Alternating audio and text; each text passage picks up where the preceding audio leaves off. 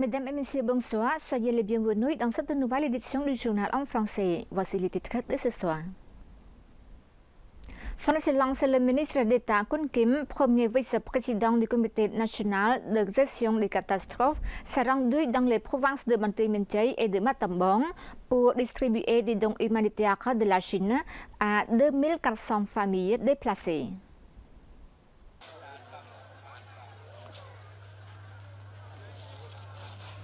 Son Excellence le ministre d'État Kun Kim, premier vice-président du Comité national de gestion des catastrophes, Son Excellence de Tina, ministre de l'Agriculture, des Forêts et de la Pêche, ainsi que Son Excellence Wang Wenbin, ambassadeur extraordinaire et plénipotentiaire de la République populaire de Chine auprès du Royaume du Cambodge, ont présidé le 3 janvier 2026 la cérémonie de distribution de l'aide humanitaire du gouvernement chinois aux personnes déplacées hébergées dans des centres de sécurité dans deux provinces.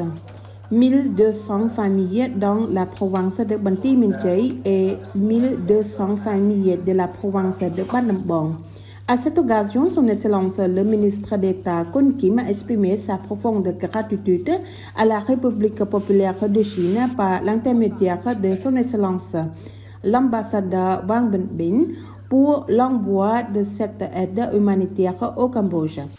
Cette aide contribue à alléger les difficultés rencontrées par le gouvernement royal, en particulier celles des personnes déplacées à la suite des affrontements frontaliers survenus en décembre dernier. Son Excellence Kun Kim a déclaré que bien qu'un cessez-le-feu soit en vigueur, le gouvernement royal du Cambodge, dirigé par Samdech Mahabubor Theppaday Khonpanait, premier ministre et président du Comité national de gestion des catastrophes, continue de suivre la situation de près et d'ordonner à tous les ministères, institutions et autorités à tous les niveaux de porter une attention particulière en bien-être des populations déplacées à tout moment. Il a ajouté que l'aide humanitaire fournie par l'ami chinois à cette occasion reflète l'esprit de l'amitié de fer et du partenariat stratégique global par lesquels la Chine soutient le Cambodge dans tous les domaines, en particulier durant cette période de tension frontalière. De son côté, Son Excellence Wang Wenbin s'est réjoui de pouvoir participer aux côtés des dirigeants du gouvernement cambodgien à la remise des aides humanitaires offertes par le gouvernement chinois, tout en annonçant que la deuxième aide humanitaire du gouvernement chinois sera également envoyée vers le Cambodge. Il a en outre déclaré qu'en tant qu'ami de fer du Cambodge, la Chine continuera de soutenir le Cambodge dans le maintien de la stabilité, le développement, la prospérité, le rétablissement de la situation à son état antérieur. Il convient de rappeler que Son Excellence Wang Wenbin avait déjà annoncé lors de l'arrivée de la première aide humanitaire au Cambodge le 28 décembre 2025 que la Chine fournirait une deuxième aide humanitaire destinée aux personnes déplacées d'un montant de 20 millions de yuan, soit l'équivalence de 2,8 millions de dollars américains. Malgré le contexte difficile, la production agricole doit se poursuivre. L'entreprise verte et la communauté agricole moderne Planet Pramienchai ont signé un contrat de production agricole afin d'approvisionner de près de 10 000 tonnes de riz parfumé au cours des 4 prochains mois. La cérémonie de signature d'un contrat de production entre l'entreprise verte et la communauté agricole moderne Planet Pramienchai, province de Banti Mentei et la communauté agricole moderne de riz sécuritaire district d'Ai Phnom, province de Banambong, a eu lieu sous la présidence de Son Excellence de Tina, ministre de l'Agriculture, des Forêts et de la Pêche. Grâce à cet accord d'agriculture contractuelle, la communauté agricole moderne Pranit Priaminchai et la communauté agricole moderne de riz sécuritaire du district d'Aipnom garantiront l'approvisionnement de près de 10 000 tonnes de riz parfumé au cours des 4 prochains mois. Malgré le contexte difficile, la production agricole doit se poursuivre. Le ministère de l'Agriculture est prêt à soutenir les agriculteurs, notamment par le biais du mécanisme des communautés agricoles modernes qui offre un accompagnement complet en matière de commercialisation, de financement, de technologie et de réduction des coûts. Le Cambodge accuse l'armée thaïlandaise de violation du cessez-le-feu et d'occupation des zones frontalières.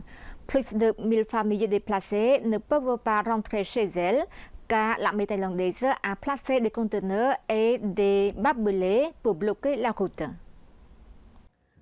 Le Cambodge accuse l'armée thaïlandaise de violer un récent accord de cessez-le-feu et de porter atteinte à sa souveraineté nationale en déployant des troupes et du matériel lourd pour occuper une zone frontalière contestée, ont déclaré des responsables locaux et des habitants. Cette escalade de violence dans la région de Bang Trakun, dans la province de Banteay Minh Chai, survient malgré un trêve signé le 27 décembre 2025. Les autorités cambodgiennes affirment qu'au lieu de se retirer, les forces thaïlandaises ont utilisé des excavatrices pour raser des maisons et ont établi une position fortifiée à l'aide de conteneurs et de barbelés.